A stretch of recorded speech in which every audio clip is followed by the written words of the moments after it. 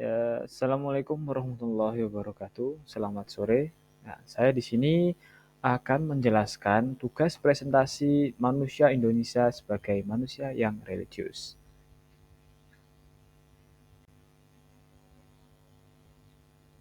Nah, sebelum kita masuk ke slide selanjutnya, perkenalan dulu, nama saya itu Sulfa Nur Permadi dari kelas PGSDC. PPT ini dibuat untuk memenuhi tugas dari mata kuliah Filosofi Pendidikan. Nah, sudah cukup perkenalannya. Lanjut kita slide yang ketiga. Manusia Indonesia. Nah, kita masuk ke dalam slide selanjutnya. Manusia Indonesia hidup dalam keberagaman dan religiositas. Indonesia dikenal sebagai bangsa religius. Religiositas membentuk moral dan kehidupan manusia Indonesia. Manusia Indonesia. Hal ini dibuktikan bahwa 90% bangsa Indonesia mempunyai kepercayaan masing-masing sesuai dengan agama apa yang mereka ikuti. Terdapat banyak bangunan beribadah dari masing-masing agama. Contoh tempat beribadah masing-masing agama di Indonesia. Nah, di sini ada contoh tempat beribadah masing-masing agama Indonesia, yaitu masjid. Masjid adalah tempat peribadahan dari orang Islam, dan pura sendiri yaitu tempat peribadahan dari orang Hindu, dan gereja orang Kristen, dan wihara adalah yang menganut agama Buddha. Ya, jadi begitu. Nah, selanjutnya kita itu membahas tentang apa itu religiositas. Nah, religiositas di sini adalah kesadaran akan Tuhan dan hubungan manusia dengan Sang Pencipta, sikap menghormati nilai-nilai agama dan keyakinan. Nah, kesadaran akan Tuhan sendiri dapat dijadikan sebagai kesadaran bahwa seorang selalu membutuhkan Tuhan dan bergantung kepadanya. Kesadaran ini atau kesadaran Tuhan dapat diwujudkan dengan cara yaitu berdoa, membuka pintu hubungan dengan uh, Tuhan mereka ya. Jadi masing-masing agama itu mempunyai doa mempunyai doanya masing-masing dan mempunyai ibadahnya masing-masing. Nah, selanjutnya kita harus menghormati nilai-nilai agama dan keyakinan dari masing-masing agama. Contoh di Indonesia itu banyak akan adanya agama, yaitu ada enam agama yang ada di Indonesia. Kita tuh harus bisa saling akur, tidak saling menjelek-jelekan atau rasisme terhadap agama. Selanjutnya di Indonesia religiositas terwujud dalam hidup berkomunitas yang harmonis, tradisi keagamaan yang dijalankan bersama. Nah, contohnya di sini ketika ada acara, yaitu ada acara, contoh di sini adalah acara Maulid Nabi di desa saya sendiri. Terkadang orang yang nonis juga itu akan turut membantu andil dalam menyukseskan acara tersebut. Seperti di desa saya itu akan ada Maulid Nabi, itu terkadang ada endok-endokan, yaitu telur yang dihias lalu ditaruh di pelepah pisang. Nah, terkadang orang-orang nonis juga akan membantu kami untuk mencari bahan-bahan tersebut atau barang-barang yang akan jadikan acara tersebut. Jadi begitu. Nah, lanjutnya itu keragaman di Indonesia. Uh, Agama di Indonesia itu ada 6 agama yang telah diakui pemerintah atau agama resmi yang ada di Indonesia. Yang pertama yaitu Islam, dan kedua Kristen, Katolik, Hindu, Buddha, dan Konghucu. Nah, jadi dari masing-masing agama tersebut, mereka mempunyai kepercayaan masing-masing dan juga tempat peribadahan masing-masing. Jadi kita harus bisa uh, saling menghormati keyakinan-keyakinan mereka.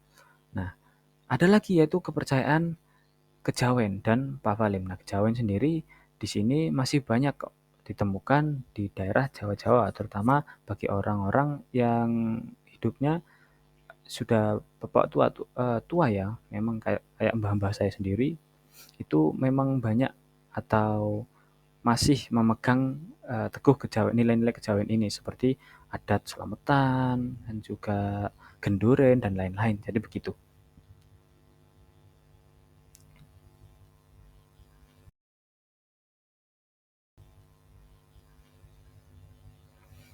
tradisi religius sebagai warisan budaya. Contoh tradisi keagamaan yang mencerminkan religitas. Di sini ada nyandran dari Jawa, yaitu nyandran di sini diartikan ziarah kubur sebelum Ramadan. Jadi sebelum Ramadan, sebelum puasa, ya sebelum puasa, terutama sebelum menginjak puasa atau besok itu puasa, itu ada beberapa masyarakat yang ziarah ke kubur mereka,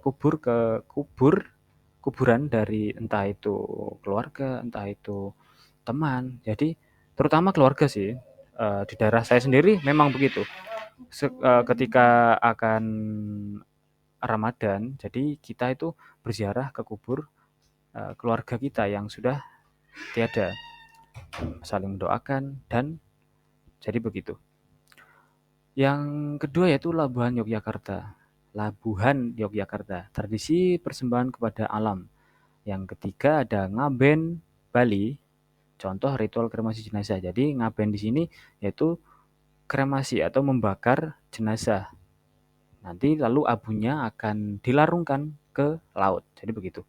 Yang ketiga itu Sekaten Jawa, yaitu perayaan Maulid Nabi. Nah, seperti yang saya omongkan di slide sebelumnya, yaitu perayaan Maulid Nabi yang di situ ada kami membawa telur yang dihiasi, lalu telurnya ditancapkan pada pelepah pisang. Jadi begitu. Tradisi ini menghubungkan manusia dengan Tuhan dan alam. Jadi begitu. Next, selanjutnya. Nilai-nilai religius yang membentuk karakter bangsa. Nah, ada nilai-nilai religius yang membentuk karakter bangsa. Nomor satu yaitu rasa syukur. Hidup sebagai anugerah Tuhan yang diberikan.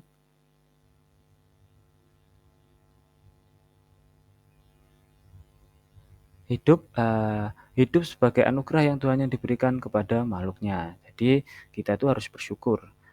Kita masih sampai sekarang itu masih diberi kehidupan dan anugerah dan rezeki dari Tuhan yang Maha Esa, dari Tuhan yang kita yakini. Jadi yang nomor nomor nomor dua yaitu toleransi, menghormati agama dan kepercayaan orang lain. Tidak membeda-bedakan antar ras dan menghindari rasisme. Jadi begitu. Yang nomor tiga yaitu bergotong royong. Manusia Indonesia sering sekali bergotong royong dalam mewujudkan kenyamanan dan keamanan bersama pada lingkungan tersebut. Ya, sering kita temui pada pedesaan maupun perkotaan kita, bapak-bapak terkadang ya, maupun dari kalangan muda, dari kalangan tua, kita suka namanya bergotong royong. Entah itu bergotong royong dalam acara keagamaan, dalam membersihkan lingkungan, dan dalam hal lain. Jadi begitu.